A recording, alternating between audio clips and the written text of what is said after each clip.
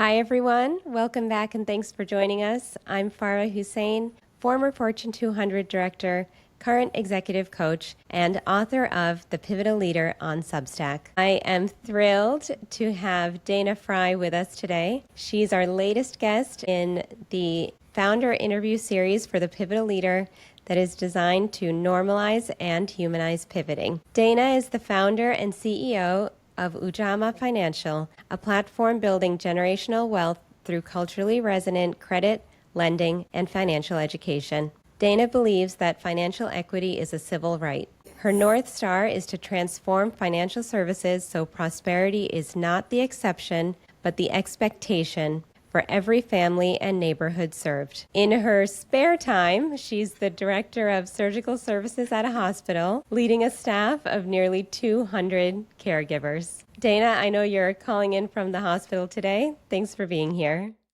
Thank you for having me. I'm excited. I was like, wow, she made me sound really good. I love it. Yeah. And I love that you and I were on a panel together last year, which is Yes. where I first heard your story. So when I started putting this series together, I said, Dana is definitely somebody that I want to reach out to have on the I show. appreciate you thinking of me. Yes, we had a great time last year together. I'm looking We forward to did. it. I would love to start by talking about your family because I know your family has been a huge inspiration for you as a founder. Your family has experienced having and losing generational wealth. And now with your company, your focus is and was to provide financial literacy. Tell us the story. Right. So I had a great grandmother who was flipping houses before people were calling it flipping houses. And she bought a lot of real estate in Los Angeles area, including some that now sits where the 10 freeway is and including a city block in Santa Monica. My grandparents also worked hard. My grandfather was in the service. My grandmother was a teacher. And they did all the things that they thought were doing the right thing. They bought income property, they had stocks, bonds, etc. Things got passed to my mom's generation through inheritance. They didn't do such a good job of maintaining. I'm attributing that to not having the proper financial literacy. So very disappointing to see because it's super hard, especially in those generations, especially for Black people to have made such progress. To see it backtrack. Now, I know they are disappointed, but then for my own story, I have 2 adult children, but one with some special needs. And I got started thinking about, making sure that that baby is good and that my other baby is not going to have to struggle to figure out how to support him if I'm gone. So I had to start thinking about setting up my finances, and that required me to first learn financial literacy. In the process of doing that, I realized how many other people were in a similar boat. Maybe somebody lost grandma's house that was fully paid for. That also happened in my family too, because they, either didn't pay the taxes right or they got a predatory loan to take out money or something, just not understanding how things work. And so I figured we could do better. I wanted to put my personal family train back on the track for, our financial situation and also help some other families in the process. And that's how Ujamaa Financial was born. I know that you later pivoted from focusing on financial literacy to focusing on student loans because the path to financial freedom through education can also be a debt trap. Yes. How has the shift resonated for the people you serve? Actually, very well. A lot of people, especially as I've been going through the process, are like, hurry up. I needed this before. I needed this when I was in school. I remember starting off at UCLA. I think I was a 17-year-old freshman. And immediately you get hit with the, don't you want this credit card? Don't you want this bank account? Don't you want, and you don't understand how these things work. You sign the promissory notes for your loans. And then later on, get that bill. And it takes an average of 2 times longer for Black and brown borrowers to get through paying off their loans. It's a combination of things. A lot of times Black and brown families don't have money to go to college, so they take out more loans. Average debt is like $52,000 versus maybe something like $25,000 for our Caucasian counterparts. As a result, the payment process is 20 years as opposed to 10 years, and you still may not be done paying for it. Or in my case, you might also now be taking on some loans for your own children. And you have now doubled what you owe based on all of the interest that's accrued over that time period. So then it begins to feel like a trap you can never get out of. And that slows people down from being able to do the things that build generational wealth, like buy a house, buy a business, invest, because people are trying to get out from under the debt first. So we really wanted to figure out a way to help people be able to start building while they're paying down their debt and help them figure out how to get that debt down faster. What was your process from a business perspective in moving through this pivot? There was a couple of things. At the beginning, one of the features, and it's interesting how things come back around full circle, one of the features that we originally were looking into with Ujamaa Financial was attaching a stable coin. The stable coin situation kind of changed in the market with things that were happening with FTX and other things that were going on. And it was kind of like, now's not the time for that. Not that it was ever off the table, but it got put way back on the list of potential verticals for going forward. Really always wanted to teach financial literacy and how to get out of debt, and looking at where the biggest debts were for people. It's interesting, millennials average about $100,000 worth of debt, by the way, and that's not including a mortgage.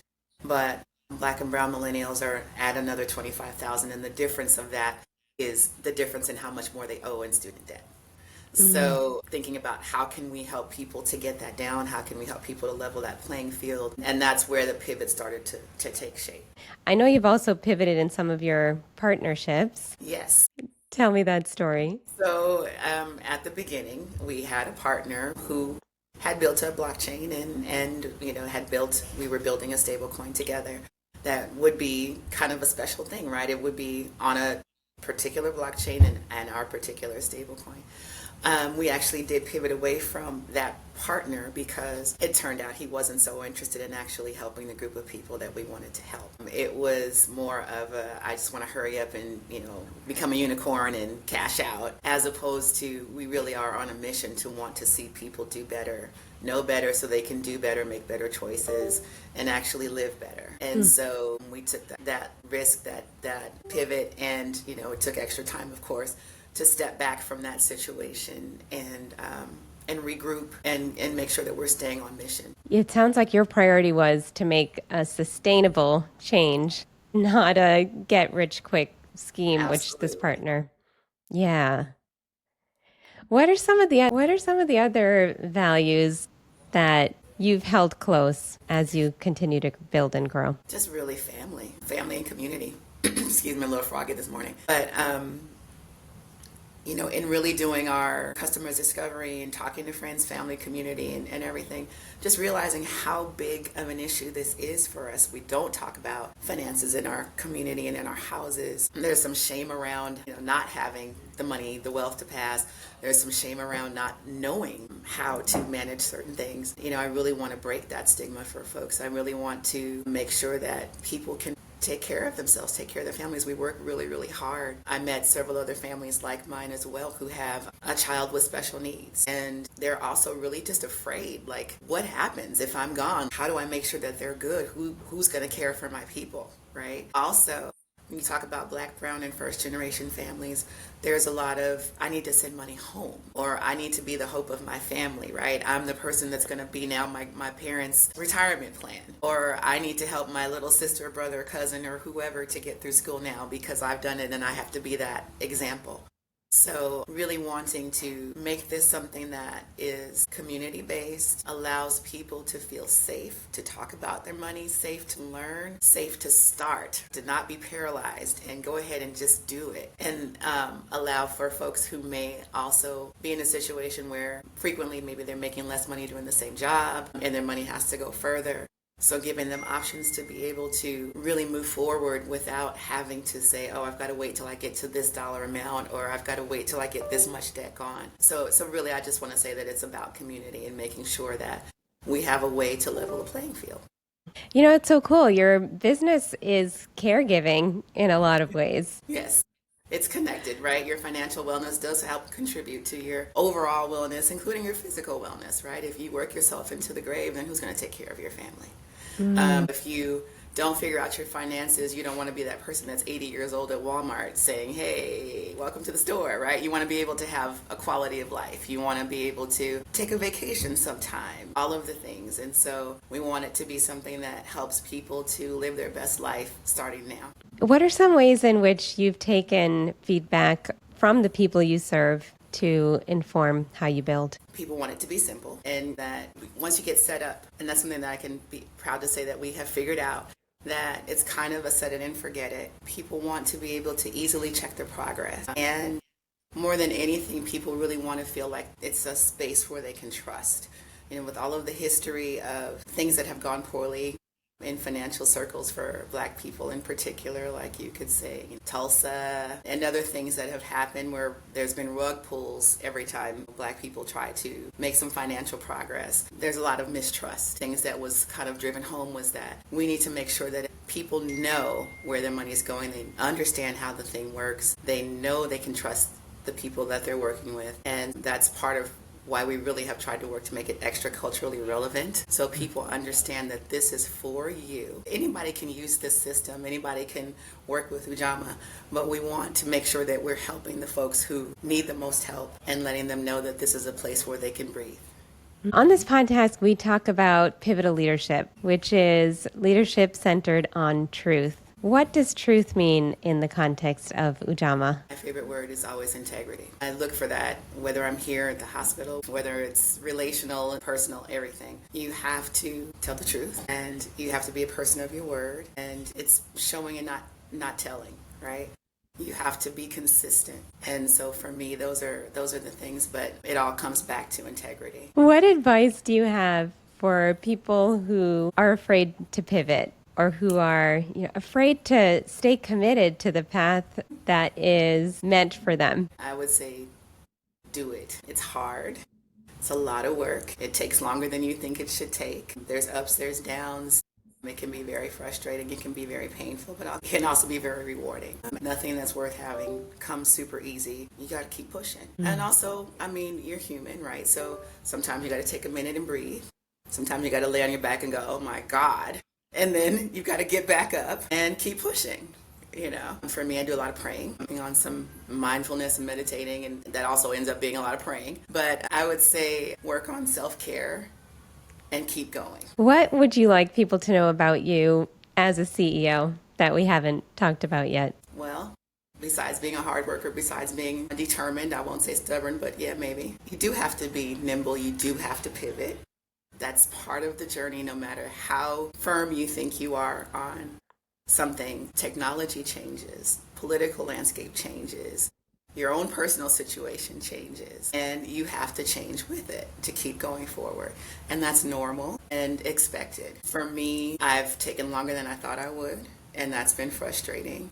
But consistency is paying off. And, folks around me, I've got good mentors. I would say get good mentors, good advisors, and just be willing and able to keep your finger on the pulse of what's happening and understand you're going to have to make some changes with it as things change. How do you see Ujamaa evolving next? Really, I'm excited about the possibilities. First, we want to make sure that we're getting people's basics set, right?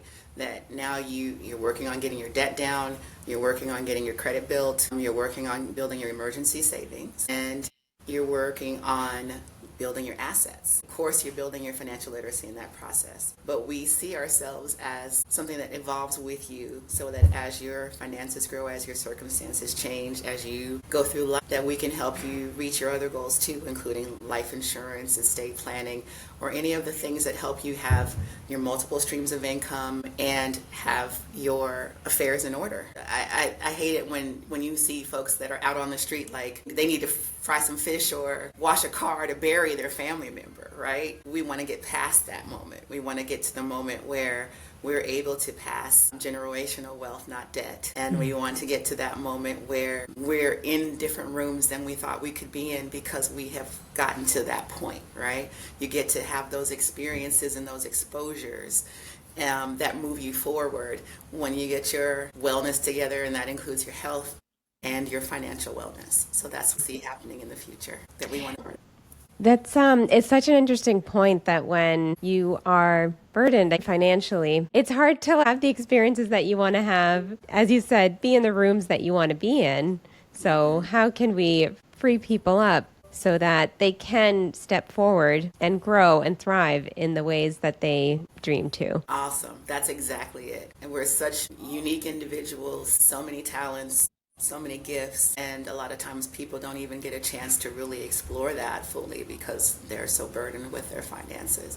And that's a shame because there's so much that you can give to the world, to yourself, to your family, when you don't have that burden. We want to help to be that group of people that allows you to live that best life. You got one shot at it. And again, it's all about leveling out that playing field. You got to take the ball and run with it, but if we can help you get to that space where you can do that, that's what we want to do. Well, those are beautiful words to end on. Thank you so much for this conversation today and giving us a look into your world. Thank you so much for the opportunity to talk about Ujamaa Financial. And also, it's good to see you again, girl. Yeah, likewise. To our audience, thank you so much for joining us. For those of you who would like to subscribe to the Pivotal Leader on Substack for more practical inspiration for your business and leadership pivots. We'll see you next time.